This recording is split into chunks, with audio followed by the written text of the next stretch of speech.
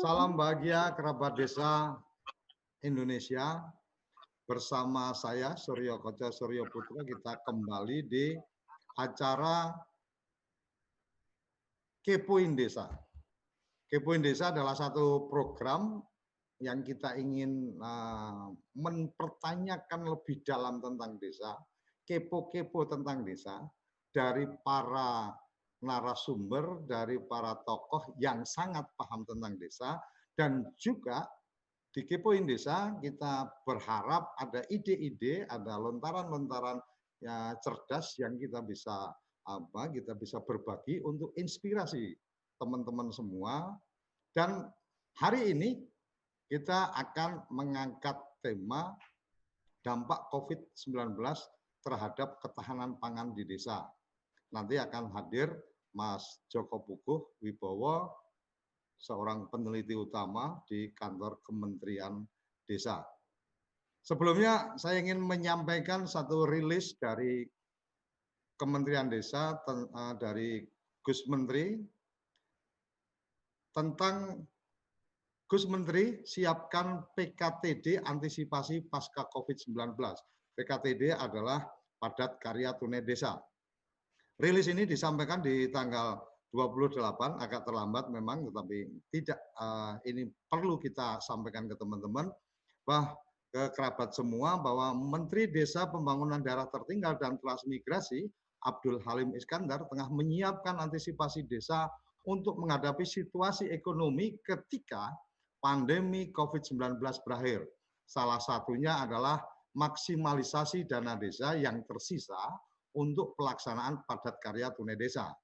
Gus Menteri sapaan akrabnya mengakui pelaksanaan PKTD di tengah pandemi COVID-19 saat ini mengalami penurunan. Terlebih seperti diketahui bahwa saat ini dana desa telah fokus pada program bantuan langsung tunai.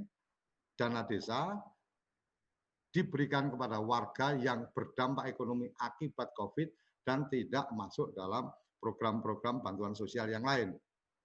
PKTD bisa kita jadikan untuk antisipasi pasca wabah, karena kita juga harus berpikir bagaimana pasca wabah, bagaimana situasi desa, bagaimana ekonomi masyarakat, sementara BLT dana desa hanya sampai bulan Juni. Demikian disampaikan oleh Gus Menteri pada saat menjadi narasumber di webinar bersama Universitas Paramadina Rabu 29 April kemarin. Dalam pelaksanaan PKTD, lanjut beliau, komponen upah lebih tinggi yaitu tidak boleh kurang dari 80%, sedangkan 20% sisanya digunakan untuk komponen bahan. PKTD sendiri diprioritaskan untuk anggota keluarga miskin, pengangguran, dan setengah pengangguran serta masyarakat marginal lainnya. PKTD banyak bentuknya, misalnya dana desa wisata, PKTD fokuskan untuk kebersihan, pemeliharaan dengan pendekatan PKTD, uang tersalurkan ke tempat wisata dan tempat wisata menjadi indah. Demikian disampaikan dalam rilis dari Humas Kementerian Desa PDTT. Kita kembali ke obrolan hari ini, obrolan pagi ini. Saya akan sapa Mas Puguh yang sudah ada di seberang sana.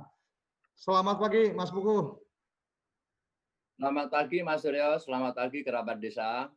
Salam sejahtera, dan saya mengucapkan selamat untuk menunaikan puasa bagi yang melakukan. Semoga ini menjadi satu imun bagi kita untuk menghadapi situasi yang sekarang ini mungkin semakin trennya semakin turun, Mas Surya. Semakin kita banyak aktivitas, semakin kita senang, semakin kita berpikir, imun kita akan semakin meningkat. Gitu ya, Mas Puguh ya? Iya. Tidak ada istilah cabin fever. Ini menarik ketika kita mencoba mengangkat tema tentang ketahanan pangan desa. Kita melihat bahwa dengan adanya COVID menyadarkan kita banyak hal. Oh, ternyata data-data kita dalam tanda petik ada kurang kesempurnaan, sehingga kemarin kemudian teman-teman di desa kemudian melakukan berpartisipasi untuk kemudian melakukan updating dan seterusnya. Oh, ternyata kita cukup lemah ketika bicara tentang akses informasi dan seterusnya, sehingga apa-apa yang beredar dan seterusnya teman-teman banyak termakan hoax dan seterusnya. Nah, yang kemudian menjadi penting dan kemudian menjadi menarik adalah bahwa ada kebutuhan mulai menyadari bahwa tiap wilayah, tiap tempat itu harus kemudian benar-benar siap dalam konteks kebutuhan pangan. Kita mencoba mengangkat tema hari ini dampak COVID-19 dalam ketahanan pangan di desa. Mas Joko Puguh yang memang peneliti pedesaan, udah peneliti utama ini paling tidak udah sangat paham betul kondisi-kondisi desa dan seterusnya. Boleh berbagi Mas, ayo monggo silakan. Dan sepenuhnya ini momen Mas Puguh untuk bisa berbagi sharing kepada teman-teman. Oh ya, dan jangan lupa teman-teman kerabat desa semua, acara ini secara live bisa diikuti di channel YouTube. Anda bisa memberikan komentar, tanggapan, respon apapun nanti kita akan sampaikan ke narasumber dan tayangan tunda akan ditayangkan di TV Desa. Nah, channel YouTube kita TV Desa atau kalau Anda langsung ketik TV Desa, insya Allah langsung ketemu di channel YouTube kita. Silahkan, ini on, ini live. Anda bisa memberikan komentar, tanggapan, bahkan sanggahan dari statement narasumber yang kita hadirkan di sini. Monggo, Mas Joko. Terima kasih, Mas Suryo. Ini sebenarnya saya itu bukan ahli desa, tapi sebenarnya belajar bareng bagaimana memahami desa. Karena basic saya selama ini peneliti transmigrasi di bidang transmigrasi. Oke, ini saya sangat setuju. Sebenarnya ada sebelum saya diminta Mas Suryo untuk bicara tentang ketahanan pangan, saya dulu mempersiapkan 2 paper sebenarnya. Satu tentang bagaimana praktek baik di desa, kemudian ketahanan desa, dan kedua sebenarnya bagaimana respon desa terhadap kebijakan yang dikeluarkan kementerian khususnya. Saya tidak mau melebar, tapi khusus di kementerian. Hasil yang menarik, Mas Suryo. Pertama ya, kesimpulan dari kajian saya dengan teman-teman di Litbang, justru desa itu responsif terhadap bagaimana mencegah dan menanggulangi COVID. Itu intinya. Itu bisa dilihat dari sekitar pertengahan Maret. Mereka sudah dengan adanya informasi, menyaring informasi, mereka melakukan. Bahkan desa-desa melakukan secara mandiri. Karena apa? Karena pada tahap itu, sebagian desa itu sudah tahap 1-nya sudah selesai. Nah ini yang menarik. Tapi istinya ada responsif. Nah sekarang mengapa sih pandemi itu kok mengerikan dan dampaknya terhadap desa? Saya justru kebalik. Justru dalam kondisi pandemi saat ini, saya berpikir bahwa desa inilah sekarang punya peran strategis di dalam menjaga Indonesia.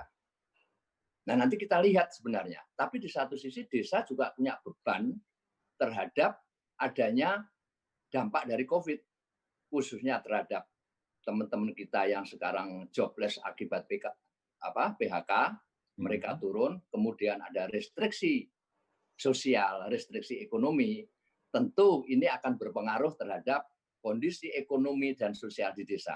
Ini. Nah, tapi di satu sisi, desa itu juga sebagai basis produksi pangan. Pangan dalam bentuk keragamannya. Dia punya kewenangan loh. Ingat ini desa itu dengan adanya Undang-Undang 6 itu desa punya kewenangan.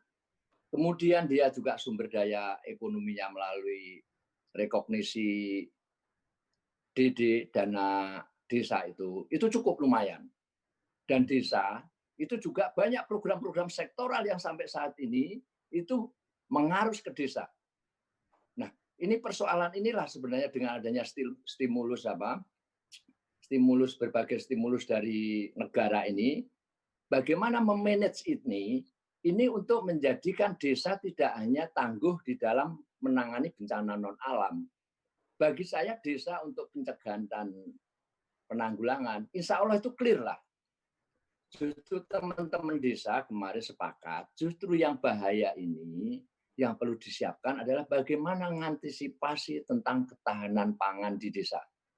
Jadi bagi desa-desa sebenarnya kalau kita lihat dengan responnya yang sangat cepat dan dukungan dana dengan kearifan lokal, clear dalam tanda kutip ya.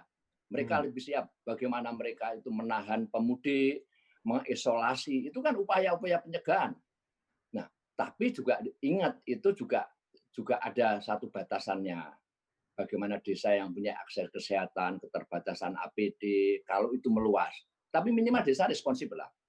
Nah, saya tidak bicara soal bagaimana dampak tadi yang diceritakan Mas Suryo tentang bagaimana sengkarutnya informasi dari sisi kebijakan. Saya lebih tertarik untuk membahas, nanti kita lihatlah apa yang bisa dikerjakan dan bagaimana potensi desa dan bagaimana kondisi pangan di Indonesia secara singkat ya.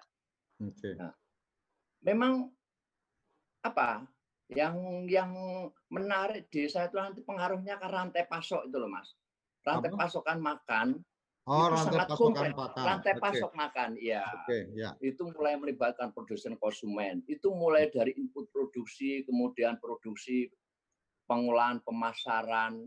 Nah, ini yang harus berubah saat ini. Karena dengan restriksi sosial ini, dengan PSBB ini harusnya mulai untuk dirubah.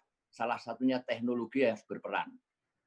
Artinya kalau desa bisa memproduksi, tidak ada pengolahan, kemudian tidak ada jaringan pemasaran, ya percuma gitu. Makanya salah satu pendekatannya FAO itu menegaskan bahwa pandemi ini harus menimbulkan satu aktivitas yang lebih baik. Dan kita harus berubah kalau tidak ingin punah. Nah, memang kita harus bertindak secara cepat kalau ada kolaborasi para pihak, harusnya gitu loh. Nah, kalau kita lihat misalkan hasil pembangunan Kemen Desa selama 5 tahun itu cukup lumayan loh, cukup besar. Bagaimana desa yang tertinggal menjadi berkembang juga besar. Kemudian kontribusi pembangunan desa terhadap penurunan kemiskinan, statistik juga menunjukkan cukup lumayan. Bagaimana badan usaha milik desa inilah sebagai satu modal untuk melawan COVID dengan mempertahankan ketahanan pangan. Oke, kalau kita lihat sebaran rentan pangan di Indonesia ini, Mas, data-data menunjukkan memang agak menarik ini. Memang yang prioritas itu ada 24 kabupaten, kemudian yang prioritas 2 itu ada di 8 kabupaten daerah tertinggal, dan segala macamnya. Nah, untuk yang kerawanan pangan, pada umumnya berada di wilayah Indonesia Timur. Nah, di wilayah bangsa NTT, kemudian Maluku, kebetulan ke arah Papua. Nah, sebentar, Mas. Sebenarnya kerawanan pangan yang dimaksudkan ini indikatornya bahwa kerawanan pangan dalam konteks makan beras atau juga sudah diperhitungkan dengan makanan non beras lokal. Karena kan sebenarnya kalau saya melihat kan ada pergeseran nih cerita era dulu pada saat Orde Baru mungkin pertama bicara tentang swasembada pangan, terus bergeser jadi swasembada beras, kemudian beras menjadi makanan utama yang menggeser dari pakan-pakan sebenarnya yang kemudian lokalitas itu. Kemudian ada lagi gerakan untuk kembali ke non beras dan seterusnya. Kerawanan pangan yang disampaikan Mas Joko ini lebih ke kerawanan pangan dalam konteks ketersediaan beras atau juga termasuk non beras? Monggo. Sorry aku potong. Kalau pangan negara itu kan menetapkan pangan itu kan ada 11 komoditas utama ini sebenarnya ya. Mulai jagung sampai minyak goreng. Tapi sebenarnya menarik tadi sebenarnya Mas pertanyaannya Mas Suryo itu. Ketika kita melakukan revolusi hijau, itu kan ketahanan pangan itu kan teman-teman kita di timur yang biasa bersagu, nah ini kan jadi hilang ini. Nah ini juga akhirnya yang dikontekkan kerawanan ini ya ketersediaan, keterjangkauan, ya itu hitungannya beras gitu loh, padi. Nah ini kan juga saatnya lah kita ini sebenarnya berpikir bahwa ini revolusi hijau yang dulu bisa mengakibatkan kita itu surplus beras dan mendapat penghargaan dari FAO, ini mungkin yang harusnya kita sekarang ini itu harus ada satu perubahan gitu loh, Mas. Oke. Jadi ini kan kalau negara menetapkan komoditas pangan pokok kalau tidak salah ya, itu kan ada jagung, bawang merah, bawang putih, cabai besar, cabai rawit, daging, telur, gula pasir gitu loh. Tapi sagu, kemudian jagung, kemudian singkong itu kan tidak menjadi masuk, Mas. Nah, ini mungkin menjadi apakah nanti itu debatnya itu nanti digunakan sebagai ketahanan di tingkat lokal, yaitu tergantung nanti situasinya bagaimana. Tapi ini kalau menariknya itu bahwa dalam catatan kemarin dilansir sama Menteri Pertanian dan data-data itu memang sampai bulan Maret Mei itu kita relatif perkiraan neraca surplus ya. Surplus. Kira-kira apa jumlahnya itu yang neraca akhirnya itu perkiraan produksinya sekarang 11,5 juta ton, importnya 0, kemudian sisa stok itu masih 3 juta sekian, masih 15 juta sekian. Konsumsinya kebutuhannya itu sekitar 7,6 juta ton. Jadi masih ada surplus untuk 7,75 ton. Tapi menariknya, Mas, nah ini stok beras akhir ini ada di Bulog, penggilingan dan pedagang. Nah ini saya menerjemahkan ini pada tingkat komunitas dan keluarga ini kan harus kita pertanyakan kan sebenarnya. Dengan kondisi yang seperti ini. Izin saya potong, Mas. Karena mungkin dengan sistem ekonomi kita yang terakhir-terakhir ini, kalau waktu saya masih kecil saya masih ingat betul itu ketika saudara kita panen jagung gitu kan. Jagung panen dia itu kan akan ditaruh di pendaringan atau apa ya di atas itu ya.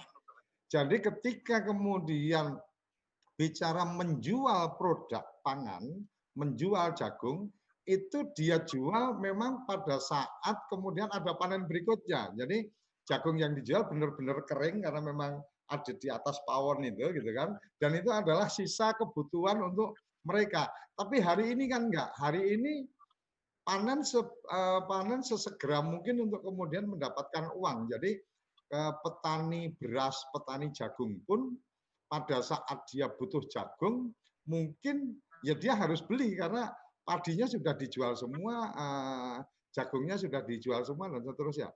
Ini bagian yang mungkin mulai COVID ini mulai menyadarkan bahwa ada kearifan-kearifan lokal, kearifan-kearifan moyang kita yang perlu kita perlu mulai kita lirik lagi karena saya juga sempat melihat di beberapa informasi media beberapa desa sudah mulai mempersiapkan lumbung dan seterusnya. Kira-kira ini problematika ketahanan pangan belum sampai ke kedaulatan pangan ya Mas ya? Oke, benar. Nanti saya akan sampai ke situ, Mas. Silakan. Nanti kita akan sebut sebagai bagian model. Tadi intinya saya menyodorkan data-data ini dari sisi ketersediaan dan kebutuhan pangan pokok itu kan clear sebenarnya ya. Tapi yang menarik sebenarnya justru yang stok beras itu dari di Bulog, penggilingan dan pedagang. Yang pertanyaannya bagaimana tingkat komunitasnya di desa dan tingkat keluarganya ini loh. Nanti kan percuma ada satu stok tapi mereka tidak punya uang, tidak siap, tidak terjangkau. Nah ini kan persoalan. Makanya nanti kita akan ke situ. Tapi intinya clear lah pemerintah dalam stok pangan. Ini mungkin yang perlu nanti kita bahas. Karena apa? Ingat panen gadu ke depan, kemudian panen besar 2020, karena adanya satu perubahan iklim, kemudian adanya COVID yang menjadikan input produksi, kemudian faktor tenaga kerja, proses berkurang, ini tentu akan berpengaruh. Nah, ini nanti hitung-hitungan itulah yang harusnya digunakan variabel untuk menghitung ulang sebenarnya. Atau bagaimana menciptakan satu skena-skena untuk model-model ketahanan pangan di desa. Ini harus dilakukan secara cepat ini gitu loh. Nah, Yang menarik lagi kita bicara stok, sebenarnya Kementan juga sudah melakukan satu apa ya? Ini data saya itu di tahun 2018 itu ada 429 lumbung pangan di 127 kabupaten yang tahan pangan. Nah, 14 lumbung pangan berada di 8 kabupaten rawan pangan. Nah, 303 LPM berada di kabupaten sentra produksi dan 140 di 5 kabupaten non sentra. Nah, ini kan menarik data ini sebenarnya. Ini yang banyak tidak pernah diungkap. Data-data bagaimana kita sudah mengembangkan lumbung pangan secara sektoral gitu loh, Mas. Ini ada 309 catatan saya ini, 309 lumbung pangan yang sudah tersebar baik di daerah sebagai sentra pangan, kemudian yang rawan pangan. Nah, data-data ini kan bisa bicara banyak nanti di Mensa COVID ini. Semoga datanya, sorry Mas Joko, semoga datanya valid ya. Jangan sampai kejadiannya nanti seperti yang kemarin data keluarga miskin dan seterusnya. Betul. 12 itu ternyata ada juga anggota DPRD yang dapat, kemudian ada orang yang rumahnya gedongan juga dapat. Ini kan berarti kita menyadari ada permasalahan data yang kemudian perlu divalidasi dan semoga data Kementan ini valid bahwa lumbung-lumbung Insya Allah dan seterusnya. Nah, lanjut. Karena ini adalah dari Badan Ketahanan Pangan. Nah, ini saya juga skeptis gitu loh, Mas. Tapi artinya memang sebagai peneliti saya harus skeptis, mempertanyakan gitu loh. Tapi minimal ada basis data. Yang kalau memang itu kurangnya apa, nanti kita perbaiki dalam waktu yang singkat gitu loh. Saya harus skeptis memang. Semuanya saya harus skeptis untuk mempertanyakan ulang. Nah, itu dari sektor luar ya. Nah, sebenarnya yang kalau kita hanya bicara saja soal pencegahan penanggulangan dengan gelontoran yang luar biasa, ini sayang kalau kita tidak manfaatkan.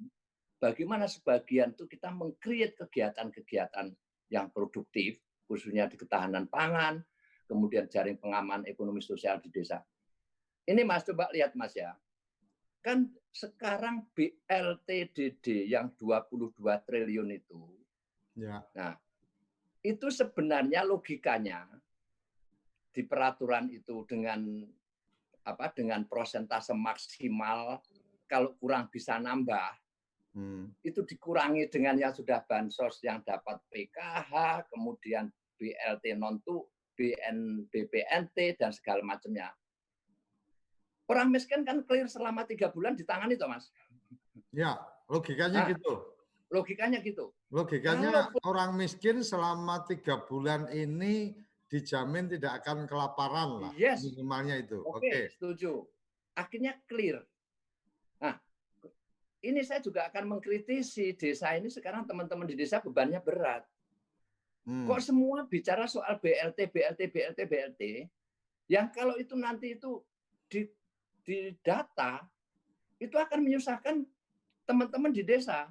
Tapi itu nanti porsi yang lain ya. Tapi artinya biaya anggaran untuk desa yang digelontorkan besar. Mengapa? Kita mungkin lebih fokus ke agenda ketahanan pangan. Iya, makanya dari dana sebesar itu, kok hanya untuk pencegahan tok gitu loh. Nah, ini makanya kita mendorong, teman-teman harus mendorong bagaimana desa menggunakan kewenangannya untuk ketahanan pangan, Mas. Gitu loh. Nah, contoh sebelum ada BLT ini ya, sebelum ada BLTDD, ada beberapa teman yang sudah merencanakan, Pak, kalau hanya urusan COVID bagi desa itu sudah setengah clear lah dalam tanda kutip ya. Kita sudah mengalokasikan dana untuk penyertaan ketahanan pangan sebagai tambahan modal BUMDes 100 juta. Luar biasa, Mas. Di daerah timur menjelaskan kayak begini. Artinya memainkan peran BUMDes untuk menjaga ketahanan pangan di desa dengan penyertaan modal ke BUMDes atau gimana? Ya, BUMDes hanya salah satu. Jangan semua nanti dipaksa BUMDes untuk sebagai buffer untuk pengelola ketahanan pangan, itu juga nggak benar gitu loh, Mas. Artinya kalau memang nggak siap ya nggak harus pakai BUMDes. Ya, benar. Seperti contoh seperti di Merauke. sebelum ada BLTDD, mereka sudah melakukan bagaimana mengembangkan satu ketahanan pangan, baik di tingkat keluarga, tingkat RW maupun tingkat kampung, dengan mengalokasikan 400 juta. Tapi begitu ada peraturan yang baru menyusul BLTDD seperti itu, persoalannya akan berbeda. Artinya apa? Artinya bahwa sebenarnya banyak ada teman-teman di desa-desa yang sudah menyiapkan, mengantisipasi bagaimana sebenarnya dengan gelontoran dana itu cukup untuk bagaimana kita menyediakan yang namanya untuk ketahanan pangan. Nah ini loh Mas. Karena apa? Nah, kalau kita bebedah lagi sebenarnya Mas, Gus Menteri itu pertanyaannya clear kalau saya menerjemahkan, clear. Yang pertama pertama itu PKTDD harus bla bla bla, kemudian nyusul harus lawan COVID, segera melakukan revisi APBDes, itu clear itu sebenarnya. Walaupun di dalam ke belakangnya ada satu tidak sinkronisasi informasi khususnya di kebijakan penetapan BLT. Saya tidak bicara itu, tapi artinya clear gitu loh. Gus Menteri di dalam satu peraturan ininya sebenarnya sudah mendorong kewenangan desa, mendorong, tapi ada satu gap kayaknya untuk meng-create bagaimana menciptakan ketahanan pangan, jaring pengaman ekonomi antara di tingkat pusat dengan di kabupaten. Nah, itu bisa contoh mengapa kalau Malang kemarin bisa untuk BLT-nya duluan gitu. Itu kan pasti ada satu kolaborasi, ada tokoh-tokoh yang memang mereka berani untuk mengambil keputusan dengan sengkarutnya penetapan kriteria BLT. Itu satu. Artinya supra desa di atas desa itu yang quote unquote kemudian kurang proaktif mungkin ya. Setuju saya. Karena begini juga, desa walaupun punya kemenangan dalam tanda kutip, kalau saya guyon sampean tuh senengnya cadong dawuh gitu loh. Belum berani secara ini karena nanti terhambat dengan supra desa yang di atasnya. Itu udah. Kita kembali ke ketahanan pangan sebenarnya. Nah, kalau kita bicara artinya tadi satu dari sektoral sudah melakukan satu data-data menunjukkan bahwa kita surplus, walaupun surplusnya itu nanti adalah baru pada tahapan untuk pokok pangan beras, tapi itu yang harus digarisbawahi itu berada di restoknya Bulog dan pedagang. Padahal kalau ketahanan pangannya itu adalah ketahanan masyarakat yang ada di Bulog, kemudian pedagang, dan di desa. Kan itu kalau ketahanan pangan rumusnya itu, konsepsinya itu loh.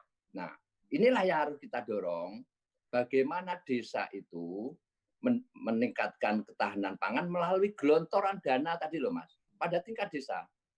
Yang harus yang harus didorong adalah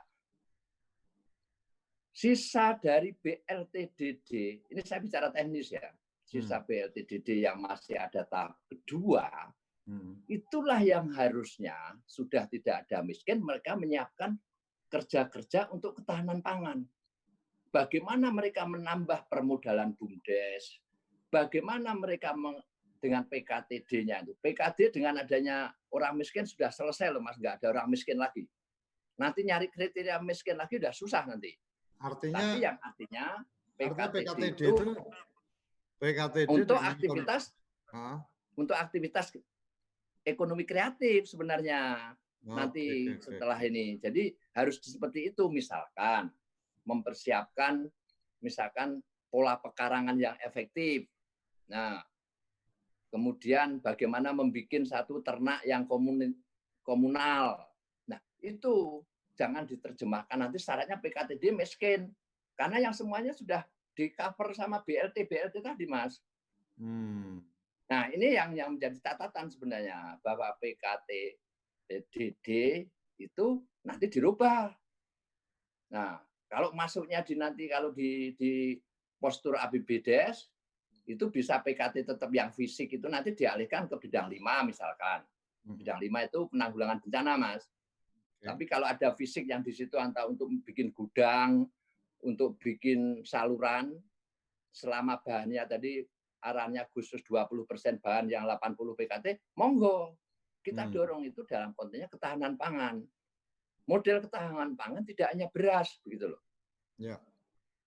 Nah, bisa pekarangannya melalui pekarangan, agroforestry, kemudian melalui stok yang tadi Mas Suryo katakan jagung harus ditaruh di atas dapur itu, karena sekarang kan repotnya kalau di atas dapur kan sekarang dapur kita itu makainya kompor gas, Mas. Iya. Nah, kalau dulu kan masih pakai pawon itu kena uapnya itu yang bisa nggak mau. Nah, proses pengeringan ya.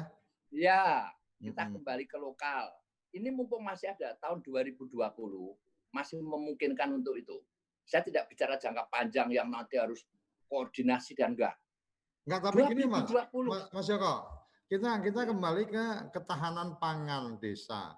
Dalam positioning sekarang ini sebenarnya kalau menurut pengamatan Mas Joko atau berdasarkan data-data yang ada, apakah memang desa sebagai benteng ketahanan pangan ini memang sudah terjadi atau sebenarnya secara potensi desa ada, tetapi kemudian dengan beberapa permasalahan kebijakan pada akhirnya desa tidak lagi kemudian benar-benar serius menjadi sentra produksi logistik. Nah, yang terakhir tadi Mas, yang terakhir tadi saya setuju. Kita baru bicara potensi ini. Kalau saya masih tetap bicara potensi nanti gitu loh. Karena kan dengan adanya dulu kan zaman dulu itu kan ada wilayah pembangunan sebenarnya. Yang ini khusus untuk pangan, ini khusus untuk apa kan ada. Tapi karena sekarang ada misalkan terjadi alih fungsi lahan itu kan apa? Kan mengkhawatirkan. Tapi sementara kita yakin saja bahwa ada stok di situ.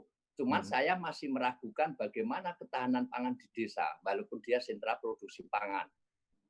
Nah, ini yang menjadi bahasan kita sebenarnya. Artinya di sentra produksi pangan pun itu sangat mungkin untuk kekurangan stok pangan karena memang masyarakatnya pada saat ini sedang tidak punya penghasilan, sementara mereka tidak menyimpan produk pertanian mereka.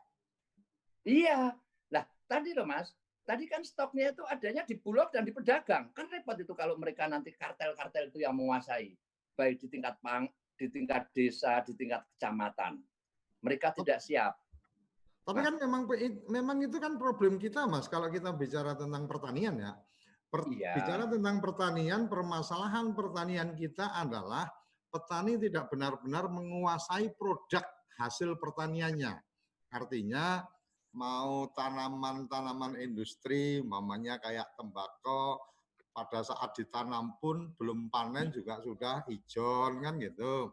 Kemudian bicara jagung, bahkan kita juga sempat menerima case bahwa jagung untuk kemudian pemulia benih pun juga dapat masalah. Artinya memang takut salah ngomong saya. Tapi kayaknya enggak apa-apa, Mas. Tetapi kayaknya negara kurang berpihak kepada petani ya. Jadi kalau kita bicara ketahanan pangan jadi aneh juga ini Mas Joko. Gimana? Bagi saya iya. Bagi saya kan sudah banyak studi yang mengatakan seperti itu, Mas. Gitu loh. Nah, artinya begini loh. Makanya COVID inilah yang sebenarnya titik balik. Saya pikirannya COVID ini titik balik bahwa desa harus menjadi benteng Indonesia gitu loh Mas. Khususnya di pangan. Artinya ini harus dijadikan momentum. Momentum, trigger ini. Ini harus diblas ini gitu loh. Saya masih yakin kok. Coba 22 triliun. Kemensos ngasih sendiri BLT, nanti Kementan ngasih BLT 600.000 per bulan. Semua di desa lah. Ini konteksnya kan untuk jaring pengaman sosial saja. Ekonominya kecil prosentasenya. Nah, inilah yang harusnya kita blend. Mari bareng-bareng, ini kita cari model yang sesuai untuk mendorong teman-teman di desa, berbuatlah dengan kearifan lokalnya. Dulu kan ini kan sudah hilang, Mas. Sekarang sudah ada tidak lumbung. Lumbung sudah tidak ada. Polo gantung, polo pendem, sudah hilang. Mengapa ini skema-skema ini kita tidak balik lagi ke apa? Ke belakang, itu menjadikan satu pendekatan yang baru. Ingat, FAO sudah mengingatkan bahwa untuk pangan-pangan yang bernilai tinggi seperti rempah, kemudian buah-buahan, sayuran, ini juga risikonya tinggi, tapi juga nilainya nanti akan meningkat luar biasa. Nah, Indonesia negara tropis yang kaya dengan hortikultura, ini kan musimnya masih akhir bulan sampai dengan Desember 20 kan masih siap, Thomas. Nggak usah bicara makro gitu loh. Mari dana yang stimulus yang sekian triliun selama kurun waktu 2020 ini, semoga COVID-nya nanti dalam waktu singkat selesai. Ini kita tata ulang, gitu loh. Jangan hanya konsen di pencegahan penting, saya setuju. Pencegahan penanggulangan penting, tapi ada sisi teman-teman desa udah paham, Mas. Pencegahan penting, tapi ketahanan pangan lebih penting. Juga mempunyai arti yang penting begitu loh, Mas. Saya diskusi dengan beberapa teman. Nah, jangan sekarang kan pangannya kelupaan karena teman-teman desa, walaupun ada 8.000 sekian yang sudah BLTDD, sebagian, Mas, masih kurang lebih 6.000 desa masih kebingungan mungkin. Ini loh. Lah, ini sebenarnya yang harus menjadi satu basis, karena tadi saya sebutkan, sudah ada stok, ada aman. Kemudian potensi desanya sudah jelas. Ada dana yang sekarang menggelontor desa itu luar biasa, besarnya triliunan. Ada kearifan lokal. Mari ini kita ciptakan skema-skema yang namanya ketahanan pangan, khususnya dengan kewenangan desa, itu mereka bisa mengembangkan ketahanan pangan di tingkat keluarga, di tingkat komunitas RT RW, kemudian di tingkat desa, melibatkan BUMDes dan pelaku ekonomi di desa. Inilah saatnya untuk kita sebagai komponen faktor-faktor determinan faktor yang menentukan keberhasilannya ketahanan pangan di desa. Karena duitnya ada, gitu. Duitnya ada. Mas, saya jadi tergelitik ketika dulu tahun 80-an itu kan awal tahun 70-an itu ada BUUD, Badan Usaha Unit Desa. Yang kalau diidentikan sekarang adalah BUMDes. Kemudian lahirlah KUD, kemudian BUUD garis miring KUD. Artinya pemerintah waktu itu selalu menyebutkan bagaimana peran desa dalam konteks ekonomi adalah dengan menggunakan dua elemen bisnis, yaitu BUD garis miring KUD. Dalam perjalanan KUD lebih dominan karena dikuasai oleh dalam tanda petik elit-elit desa, BUD terbengkelai, kan gitu. Kemudian KUD sempat menjadi agen untuk pupuk, kemudian agen untuk banyak hal dan seterusnya. Ketika bicara itu sebenarnya ini adalah jalur yang sudah terbukti efektif berbicara tentang bagaimana mengkoneksikan agenda-agenda pemerintah pusat dalam konteks ketahanan pangan dan kedaulatan pangan ini, kemudian langsung ke desa dengan KUD pada saat itu. Tetapi kenyataannya memang KUD juga, ya wallahu alam bisawab lah ya, hari ini nasibnya kayak apa. Cuma saya sangat melihat ada potensi ini BUMDes mestinya diposisikan sebagai channeling agent oleh semua BUMN ketika dia akan mendistribusikan ke desa. Oleh Bulog umpamanya. Bulog kenapa harus belanja berasnya itu dari pedagang umpamanya? Kenapa tidak kemudian BUMDes diberdayakan mereka menjadi pembeli dari produk-produk beras dari kelompok tani dan seterusnya, kemudian koneksi ke Bulog dan seterusnya. Setidaknya umpama ada nih bicara tentang beras murah umpamanya. ketika kemudian channeling distribusinya itu ke BUMDes, maka secara otomatis akan lebih valid untuk tidak belok kemana-mana.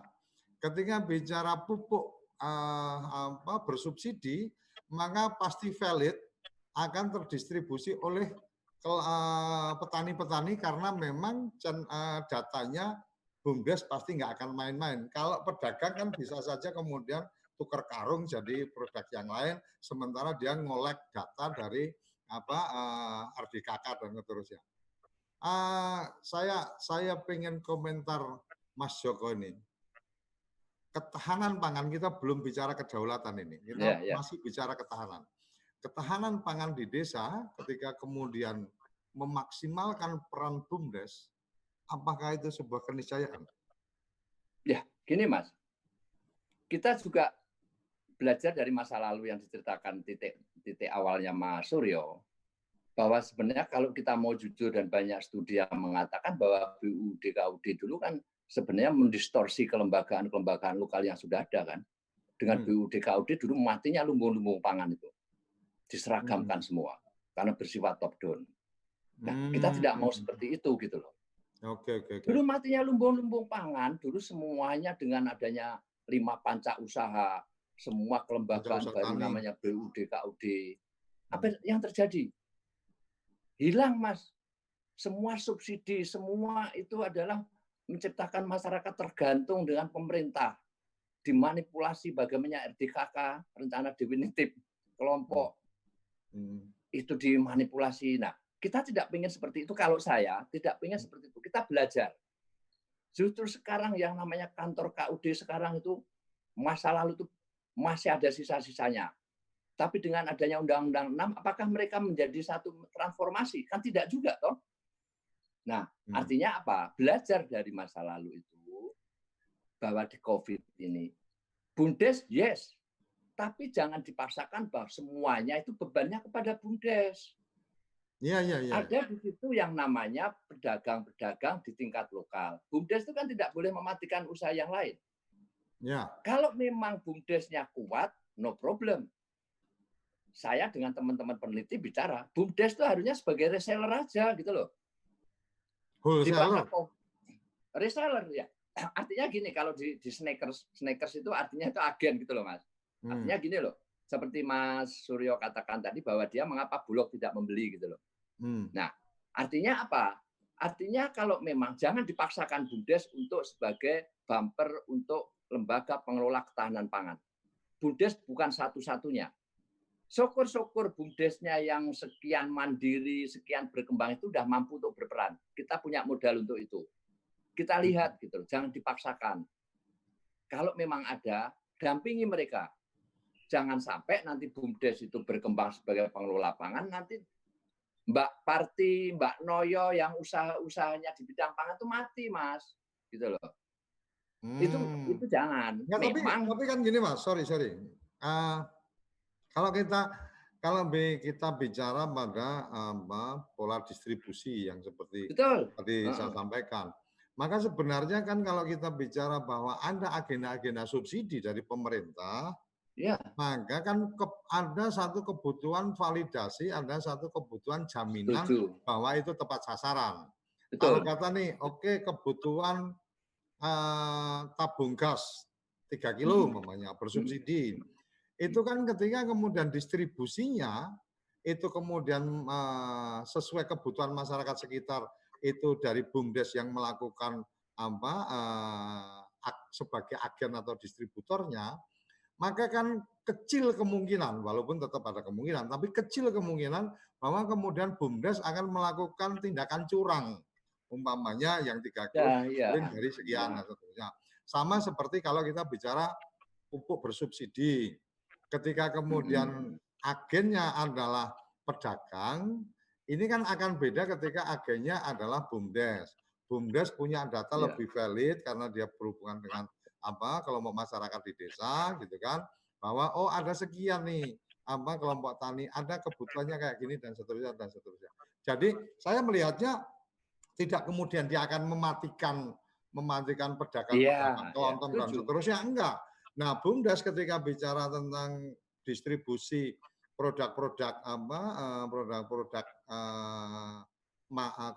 kebutuhan hari-hari dan seterusnya, BUMDes mestinya menurut saya sih, BUMDes mungkin lebih sebagai wholesaler, artinya dia hanya sebagai grosir, dia hanya melayani warung-warung kelontong yang ada di desa itu. Jadi yang boleh belanja di situ adalah mereka yang punya kartu sebagai pedagang yang direkomendasikan oleh kepala desa. Jadi nggak ada datang ke situ karena kebutuhan belanjaannya banyak, umpama nih tokoh masyarakat di situ kebutuhan belanjaannya banyak, langsung ke grosir nggak bisa. Yang grosir hanya melayani ke kebutuhan-kebutuhan pedagang kayak Mbah Karyo dan seterusnya yang punya warung dan seterusnya. Jadi saya pikir ini kan akan menjadi sinergitas yang luar biasa, Mas. Iya, itu yang saya maksud, Mas. Saya enggak itu yang saya maksudkan bahwa mereka itu sebagai reseller. Contoh saja, nanti kalau sudah operasi pasar itu sebenarnya sebelumnya tidak harus bulog gitu loh. Contohnya nanti kalau seperti fungsinya seperti itu. Dengan paket kemarin seperti Sekjen bilang bahwa sebenarnya BUMDes bisa berperan sebagai operasi pasar melalui sembako murah. Itu fungsinya BUMDes gitu loh. Saya setuju itu lah, model-model seperti itu. Maksud saya, tidak semua BUMDes belum mampu seperti itu, Mas. Jadi harus pilah dan dipilih. Itu loh. Nah, kalau kita kembali ke pembicaraannya kemarin Mas Mukofam sebenarnya. Nek sing kepala desa bandit BUMDes itu kan itu tergantung dari pimpinannya toh. Nah, artinya apa? Kalau saya selama itu nanti lokal leadernya itu tidak punya pamrih selain pamrihnya meningkatkan kesejahteraan, dalam konteks ketahanan pangan pasti nanti para aktor itu berperan sesuai dengan kapasitasnya dan proporsinya. Yang kelompok tani nanti akan terjamin sebagai penggarap lahan yang baik, BUMDes dan toko-toko akan menjadi penyedia saprodi yang tidak mencekik harga, produksinya dari produksi pangannya yang kelebihan dari untuk stok pangan itu bisa ditampung BUMDes, dan BUMDes bisa punya jalur distribusi dengan bulog dengan harga yang wajar. Kan itu Mas prinsip ketahanan pangan. Mulai dari produksi, input produksi sampai dengan pemasaran. Nah, ini kan para aktor ini kan nanti berputarnya itu nanti kan ada di desa. Mas, satu desa itu ada 200 orang yang menerima. Misal ya, berarti kan putaran uangnya itu kan ada 600 kali 200 orang. 120 juta dalam 1 bulan. Artinya, kalau mereka itu savingnya 100.000 saja, sisanya itulah duit yang berputar di desa. Nah, kalau dalam konteks ketahanan pangan konsumsinya itu nanti masing-masing itu berperan, kita dorong dalam waktu singkat ini, duit itu tidak akan keluar, Mas. Artinya tetap berputar di desa. Berputar di desa. Saya tidak bicara yang lain, bicara pangan dulu deh. Bicara pangan. Nah, mitigasi seperti ini loh, yang perlu dalam waktu singkat ini. Tahap 2 DD, kemudian tahap 3 masih sisa. Ini kita push.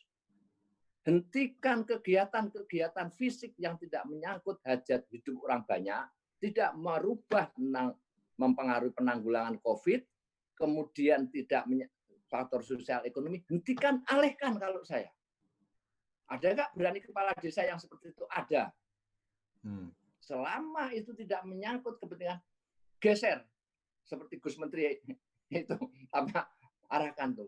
Ya kalau hanya soal fisik 5 tahun jalan kok 5 tahun anggarannya gede-gede, ketahanan pangannya nggak kepikir gitu loh Mas. Nah ini kan menarik sebenarnya. Artinya kalau fisik udah selesai lah 5 tahun kemarin harusnya udah infrastruktur sampai gawe gapura sing ratusan juta, sing rano manfaate ya. Coba itu pemberdayaannya berapa? Paling kan 0, sekian %. Nah, aneh Mas, ini menarik ini dalam konteks ketahanan pangan. Kajian saya dengan teman-teman di Litbang. Ya. hampir di daerah timur ya, nggak saya sebut namanya. Itu namanya bidang 5 yang penanggulangan kedaruratan dan bencana. 0. Artinya tidak mengalokasikan anggaran untuk itu. Tidak, apa memang sengaja saya nggak ngerti. Tapi yang jelas 0. Atau jangan-jangan nggak paham, Mas. Nah, ini yang bahaya. Yang ini mereka kaget. Saya tanya kaget, loh bidang 5-nya berapa? Bidang 5 ini nopo, Pak? Nah, aku kipen. Bidang 5 itu bidang kedaruratan penanggulangan bencana. Nah, padahal di prioritas dana desa itu ada yang namanya untuk penanggulangan perubahan iklim yang dalam tanda kutip itu adalah bencana non alam yang sekarang tidak disadari. Nah, ini loh. Jadi harus ada satu perubahan postur tubuh APBDes dan mainstreaming daripada kementerian ini, bagaimana ketahanan pangan konteksnya dengan tadi Mas, dengan perubahan iklim, kemudian dengan pandemi dan segala macamnya. Nah, ini kalau kita bicara ketahanan pangan, desa potensinya besar Mas. Justru potensi ini bagaimana dalam, saya nggak bicara jangka panjang ya, saya bicara jangka pendek. Saya hanya simpel aja, tahap kedua masih ada sisa banyak, tahap ketiganya nanti bisa digunakan untuk men-trigger itu menjadi desa sebagai basis ketahanan pangan baik di tingkat keluarga, komunitas maupun tingkat desa. Ini kuncinya. Tahap 3 kan cuma 20%, Mas, sidik, Mas. Ya jangan bicara gitu sidik, tapi ya sidik kuwi nek harus 40 kan mesti entek. Bahkan untuk desa-desa yang sudah maju, kalau nggak salah cuma 2 tahap, 60 sama 40. Artinya tahap kedua 40 baru wis ora ono meneh duite. Itu menjadi kajian yang menarik. Bagaimana dia men-trigger bahwa apa yang bisa lakukan yang 60-40 tadi, apakah basis pangannya juga sudah, ini menarik ini sebenarnya. Apakah basis pangannya juga sudah ketahanan pangannya sudah baik? Apakah dia nanti kalau ada kelebihan produk pangan, proses pangan, dengan adanya restriksi seperti ini dia sudah menciptakan satu model pemasaran dan pengemasan yang berbeda? Kan belum tentu, Mas. Gitu loh. Jadi nanti rantai pasok, Mas, bahwa yang berpengaruh itu rantai pasok. Rantai pasok itu mulai input produksi, kemudian proses, kemudian pengepakan sampai distribusi. Nah, ini berubah. Banyak dunia yang sudah, banyak ahli, FAO sendiri sudah mengingatkan yang paling rentan adalah terhambatnya rantai pasok. Bicara rantai pasok dari hulu ke hilir. Nah, ini loh. Sekarang contoh saja, kita itu kalau menerima kiriman barang itu, GoFood apa-apa itu saking parnonya semproti dulu gitu loh. Nah, suatu saat kan perlu, misalkan BUMDes itu ada kelebihan sayuran, jengkol, pengemasan yang baik, nanti ditulisi ini sudah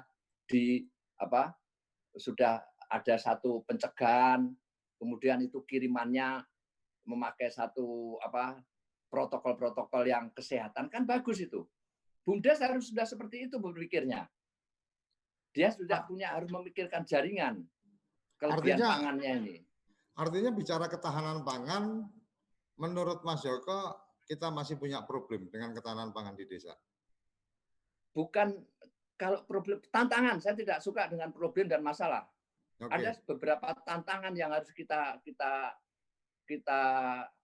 hancurkan, kita breakthrough, kita bikin terobosan.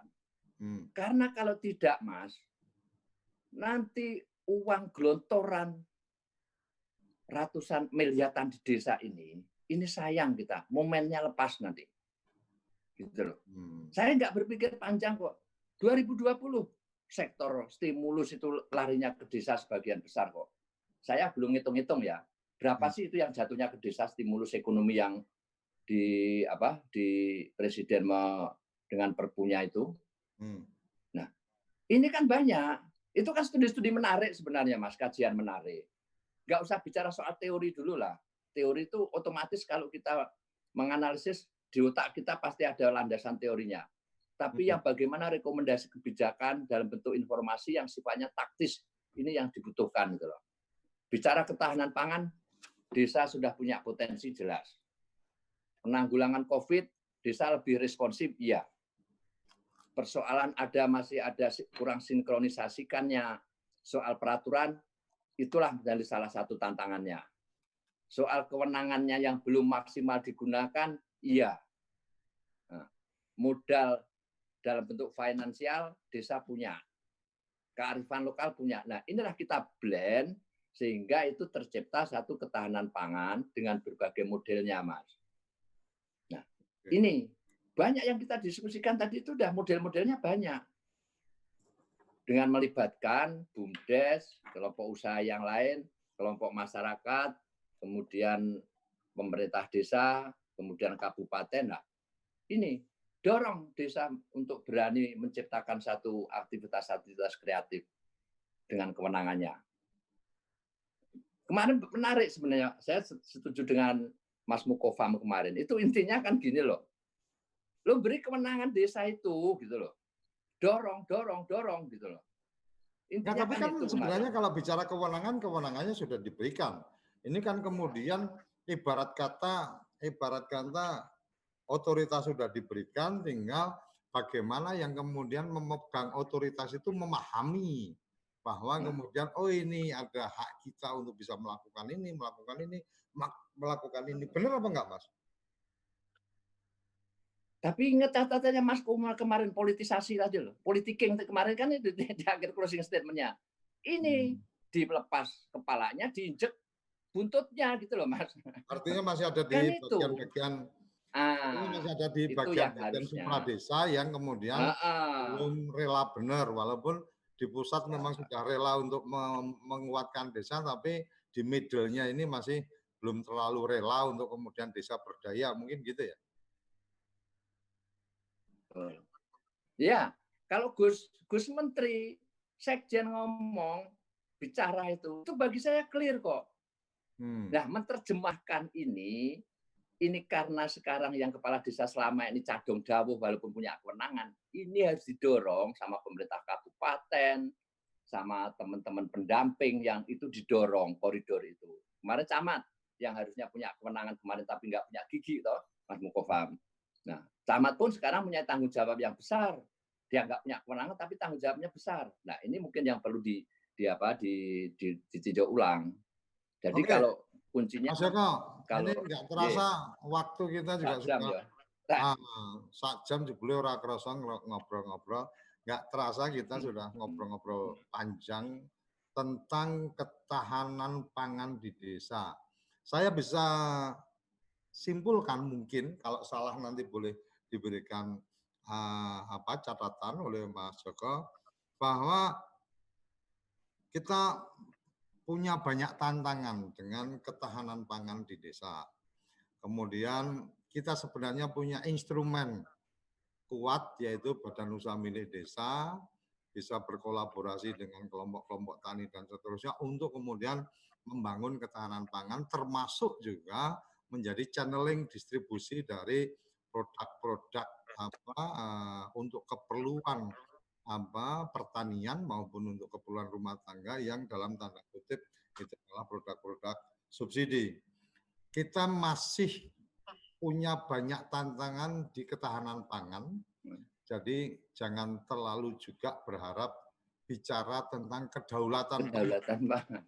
Jadi tahan aja, kita masih punya banyak tantangan, apalagi ngomong daulat kan gitu. Saya pikir itu yang saya bisa resumkan. Silakan Mas Joko, masih ada yang ingin ditambahkan? Satu Mas, saya dulu ya, saya bicara bukan ini romantisme masa lalu, tapi kuncinya gitu loh Mas. Kalau dulu saya masih di kementerian yang lama, itu kalau kita di transmigrasi bicara soal persoalan lahan, dulu ada rakorgap Mas, antara transmigrasi dengan BPN dengan kehutanan. Jadi goalnya jelas. Nah ini kondisi kayak ini ketahanan pangan, kan harusnya gus-gus dan guys-guys yang di bawahnya itu kan singkat kan gampang sekali sebenarnya. Yuk ngobrol dengan Zoom ini loh. Jadi koordinasi, sinkronisasi data, sinkronisasi anggaran, sinkronisasi waktu. Waktunya jangan panjang, 2020 itu saja. Koordinasikan program terpadu, jalankan. Jangan berjalan sendiri-sendiri itu loh. Kalau di tingkat bawah tadi dikatakan Mas Suryo, oke saya. Itu saya pikir Mas yang bisa saya komentari. Oke, matur nuwun Mas Joko Puguh Wibowo atas waktunya. Nggak terasa Kerabat Desa sudah 1 jam berjalan, 1 jam kita mendiskusikan tentang ketahanan pangan, dan saya pikir beberapa tantangan. Jadi Mas Joko tadi tidak tertarik bicara tentang permasalahan, tapi lebih melihat ini sebagai satu tantangan. Maka beberapa tantangan di ketahanan pangan ini harus segera diselesaikan. BUMDes sebagai salah satu elemen